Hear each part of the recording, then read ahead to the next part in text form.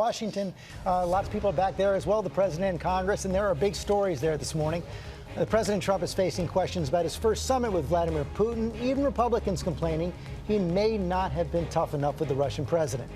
And the White House dealing with that revelation that Donald Trump Jr. met with a Russian linked to the Kremlin during the campaign, who was promising him damaging information on Hillary Clinton. Jared Kushner, Paul Manafort at that meeting as well.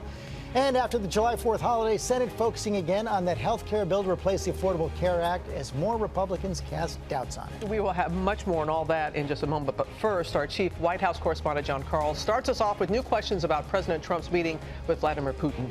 Good morning, John. Good morning, Robin. The president is back in the White House after his second trip abroad, his first face-to-face meeting with Vladimir Putin, a meeting that is raising more questions than answers. Back at the White House, there's one question President Trump can't seem to shake. Mr. President, are you satisfied with Putin's answers on election meddling? The president did raise the issue with Putin, but he says he wants to move on. Tweeting Sunday, I strongly pressed President Putin twice about Russian meddling in our election. He vehemently denied it. I've already given my opinion. So what exactly did President Trump tell Putin about election meddling? His top advisors won't say. Why would President Trump broadcast exactly what he said in the meeting? Strategically, that makes no sense. Putin, who unlike Trump held a press conference after the meeting, says President Trump accepted his denial that Russia didn't do anything to interfere with the election. No White House official denied that until this just yesterday from Chief of Staff Reince Priebus, who wasn't at the meeting. The president absolutely did not believe the denial of President Putin. The president insists he's acting to prevent future election hacks, tweeting that he discussed with Putin, quote, forming an impenetrable cybersecurity unit with the Russians.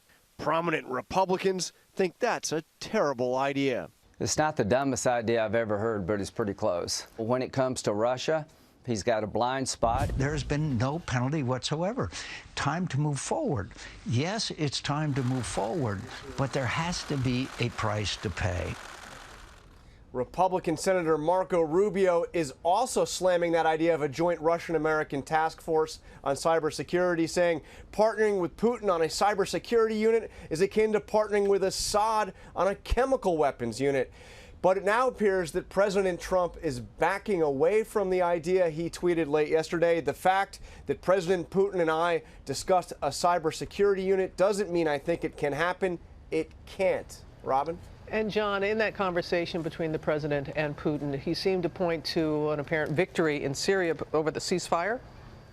Yeah, and this does appear to be an accomplishment, a ceasefire for part of southern Syria that was negotiated in part with the Jordanians as well. That ceasefire, Robin, started to take effect yesterday.